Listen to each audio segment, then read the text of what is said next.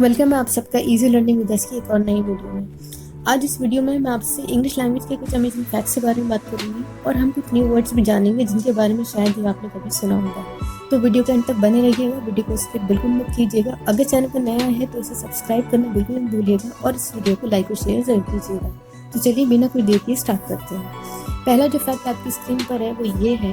अच्छा, फैक्ट बताने से पहले मैं आपसे पूछती हूँ, ये जो वर्ड मैंने लिखा है QUEUEING, क्यूइंग, तो इस वर्ड के बारे में ऐसे क्या खास है?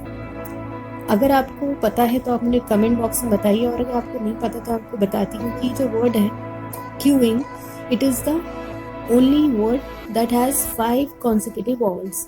मतलब इंग्लिश लैंग्वेज का ये एक लौता वर्ड है, एक ही वर्ड है जिसमें 5 लगातार वॉवल्स आ रहे हैं। वो कौन से? UEUEI। तो सिर्फ ये एक ही वर्ड है इंग्लिश लैंग्वेज में जिसमें लगातार 5 वॉवल्स आते हैं। अब बढ़ते हैं नेक्स्ट फैक्ट की तरफ, जो कि है आपकी स्क्रीन पर। क्या आपको पता है कि कॉन्ट्रोनिम्स क्या होती है? हमने एंटोनिम्स तो सुने हैं, सिनोनिम्स तो सुने हैं, लेकिन कॉन्ट्रोनिम्स हमने नहीं सुने। तो मैं आपको बताती हूँ कॉन्ट्रोनिम्स एक्चुअल में होते क्या है। These are the words that have contradictory meanings। मतलब ये वो वर्ड्स होते हैं जिनके जो मीनिंग्स हैं वो एग्जैक्टली ऑपोजिट होते हैं। फॉर एग्जाम्पल, मैंने यहाँ लिखा है कस्टम। कस्टम के 2 मीनिंग्स होते हैं जो कि एक दूसरे के बिल्कुल ऑपोजिट है। ये तो हम सभी जानते हैं कि कुछ वर्ड्स होते हैं जिनके मीनिंग अलग होते हैं, लेकिन बिल्कुल ऑपोजिट होना तो वो चीज़ कॉन्ट्रोनिम कहलाएगी। तो इस कैटेगरी में जो पहले एग्जाम्पल है वो है कस्टम। कस्टम का एक मीनिंग होता है कॉमन प्रैक्टिस, और ठीक इसका दूसरा मीनिंग स्पेशल ट्रीटमेंट भी होता है। अब देखिए, एक इसके मीनिंग में कॉमन आ रहा है, एक स्पेशल, तो हुए ना ये दोनों कॉन्ट्राडिक्टरी मीनिंग। तो यही खास है कॉन्ट्रोनिम्स वर्ड्स, खास बात है कॉन्ट्रोनिम्स की। अब नेक्स्ट एग्जाम्पल है, हम देखते हैं लेफ्ट। लेफ्ट के जो 2 मीनिंग होते हैं वो एक दूसरे के बिल्कुल ऑपोजिट है। पहला है रिमेन। रिमेन मतलब जो बच गया, और दूसरा है डिपार्टेड, जो चला गया, छोड़ के चले आना। तो लेफ्ट के भी 2 मीनिंग्स हमने जाने जो कि एक दूसरे से बिल्कुल मीनिंग में ऑपोजिट है। तो ऐसे वर्ड्स को हम क्या कहते हैं? कॉन्ट्रोनिम्स। अब बढ़ते हैं अगले फैक्ट की तरफ जो आपकी स्क्रीन पर है, गुड टाइम। गुड टाइम क्या है? ये एक स्पेशल सेंटेंस है इंग्लिश लैंग्वेज का जो कि सबसे ज़्यादा स्पेशल है। वो क्यों है? क्योंकि जो गुड है वो एक ऐसा एडजेक्टिव है जो सबसे ज़्यादा यूज़ करते हैं लोग, और टाइम एक ऐसा नाउन है जो कि सबसे ज़्यादा यूज़ किया जाता है। तो इसीलिए इसी रीज़न से गुड टाइम स्पेशल सेंटेंस है इंग्लिश लैंग्वेज का। नेक्स्ट फैक्ट आपकी स्क्रीन पर। मैं आपसे पहले पूछती हूँ कि जब बारिश होती है उसके बाद जो एक खुशबू आती है ज़मीन में से, क्या आपको पता है हम उसे इंग्लिश में क्या कहते हैं? वो सबको अच्छी तो लगती है, लेकिन हम में से किसी को भी नहीं पता है। अगर आपको पता है तो आप मुझे कमेंट सेक्शन में बता सकते हैं, और अगर आपको नहीं पता तो मैं आपको बताती हूँ। बारिश होने के बाद जो भीनी भीनी खुशबू आती है हमारे आसपास से, उसे हम कहते हैं पेट्रिकॉर। PETRICHOR, पेट्रिकॉर। आई होप कि ये वर्ड आपको आज पहली बार पता चला होगा और आपको ये वर्ड अच्छा भी लगा। बढ़ते हैं नेक्स्ट फैक्ट की तरफ जो है आपकी स्क्रीन पर। गर्ल। गर्ल जो वर्ड है हमें पता है किसे कहते हैं, लड़की को। लेकिन शुरुआत में जब ये वर्ड यूसेज में आया था तो इससे हमारा मकसद, उस टाइम के लोगों का मकसद सिर्फ लड़की के लिए नहीं होता था, बल्कि उस वक्त में ये यंग पर्सन के लिए यूज़ होता था जिसमें लड़का और लड़की दोनों ही आते थे। तो है ना ये कमाल की बात। तो बढ़ते हैं हम नेक्स्ट फैक्ट की तरफ जो है आपकी स्क्रीन पर। क्या आपको पता है कि बटरफ्लाई का ओरिजिनल नेम क्या था? अगर आपको पता है तो आप मुझे कमेंट सेक्शन में बता सकते हैं, और अगर आपको नहीं पता है तो बटरफ्लाई का जो ओरिजिनल नाम था वो था फ्लटर बाय। पहले बटरफ्लाई को फ्लटर बाय कहते थे, लेकिन अब इसे बटरफ्लाई कहते हैं।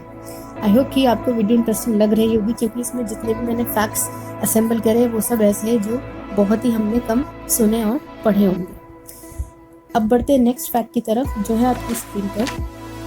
आप सभी को पता ही होगा कि काउच पोटैटो किसे कहते हैं? काउच पोटैटो वो होता है someone who sits on a sofa and watches TV alone. एक ऐसा इंसान जो सोफे पे बैठा रहे और पूरी दिन टीवी देखे बहुत ज़्यादा, उसे काउच पोटैटो कहते हैं। लेकिन क्या आपको पता है कि माउस पोटैटो कौन होता है, हम किसे कहते हैं? तो मैं आपको बताती हूँ, माउस पोटैटो होता है someone who works on his और कंप्यूटर अ लॉट। ऐसा इंसान जो कंप्यूटर पर बहुत ज़्यादा काम करता हो और बहुत ज़्यादा वक्त बिताता हो, तो ऐसे इंसान को हम माउस पोटैटो कहते हैं। अब बढ़ते हैं हम नेक्स्ट फैक्ट की तरफ, जो है आपकी स्क्रीन पर ये। The day after tomorrow, tomorrow के बाद आने वाला दिन क्या कहलाता है? अगर आपको पता है तो आप मुझे कमेंट सेक्शन में बता सकते हैं, और अगर आपको नहीं पता तो मैं आपको बताती हूँ। The day after tomorrow is known as over morrow, OVER over MORROW। Next fact आपकी स्क्रीन पर ये रहा। क्या आपको पता है कि घोस्ट वर्ड्स इंग्लिश लैंग्वेज में घोस्ट वर्ड्स कौन से होते हैं? तो मैं आपको बताती हूँ।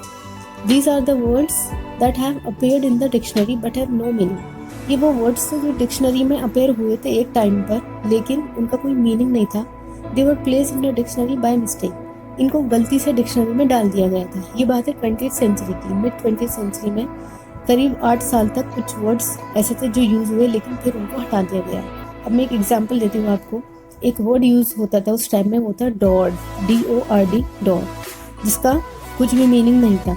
लेकिन उसके बाद ये जो वर्ड है ये बदल के स्मॉल डी कैपिटल D के नाम से रिप्लेस हुआ, और जिसका मतलब था डेंसिटी, जो फिजिक्स में आपकी डेंसिटी होती है वो था। तो जो डॉट वर्ड है ये उस टाइम में यूज़ करते थे, लेकिन अब इसका कोई ना मीनिंग है और ना ही ये आपको कहीं पर मिलेगा। चलते हैं अब नेक्स्ट फैक्ट की तरफ, जो है आपकी स्क्रीन पर।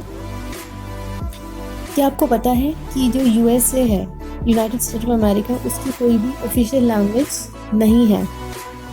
उसकी कॉन्स्टिट्यूशन में कोई भी ऑफिशियल लैंग्वेज एज सच नहीं है। हाँ, ये सच बात है कि वहाँ पर इंग्लिश लैंग्वेज सबसे ज़्यादा बोली जाती है, लेकिन USA की कोई भी लैंग्वेज ऑफिशियल नहीं है। तो ये थे आज की क्लास से कुछ स्पेशल फैक्ट्स इंग्लिश लैंग्वेज को लेकर। आई होप कि आज की क्लास में आपको बहुत सारी नई बातें पता चली होंगी, जो न सिर्फ आपके लिए नई थी बल्कि बहुत ज़्यादा इंटरेस्टिंग भी थी। तो मुझे उम्मीद है कि आपको ये वीडियो अच्छी लगी होगी। वीडियो अच्छी लगी हो तो इसे लाइक ज़रूर कीजिएगा, जितना ज़्यादा हो सके इसे शेयर कीजिएगा, और मेरे चैनल इजी लर्निंग को सब्सक्राइब कीजिएगा। मिलते हैं नेक्स्ट वीडियो में। Thank you so much.